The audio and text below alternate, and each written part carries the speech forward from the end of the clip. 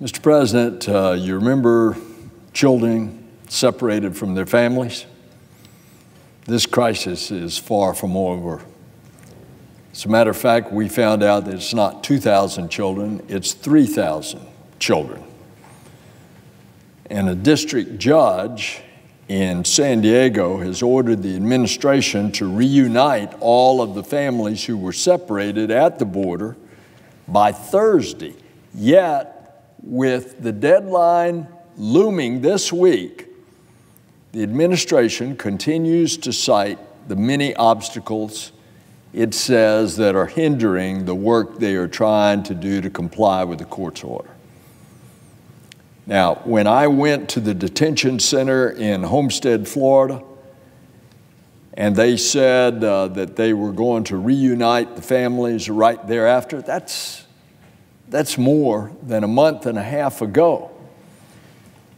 As a matter of fact, there were 70 children there of the 1,300 children that had been separated from their parents. They would not let me speak to them. So I inquired about whether or not the children had been able to speak to their parents on the phone. I was told that of the 70, that 62 of the children had spoken to their parents. Well, it's recently clear why some of those families have been unable to connect for so long. And that's because of a report just published. The administration, the Trump administration, has been charging detained parents, get this, as much as $8 a minute to call their children. And the children were separated from the parents because the administration separated them. 8 minutes, $8 a minute if you want to talk to your child. That is a new low. Charging these families an exorbitant fee such as this just to talk to their children, when the cost of providing that service is minimal, that's not even a conscionable act. Many of those families have come and they have asked for political asylum. They are asking for what the law provides.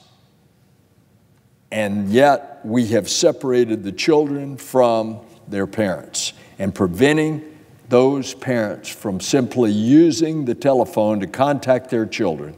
Many of those children just terrified and being held thousands of miles away.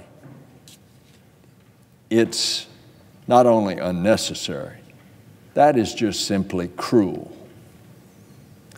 And it also seems to fly in the face of ICE's own policy to permit calls by detainees to immediate family members in case there are family emergencies, and to do so at a reasonable cost. $8 a minute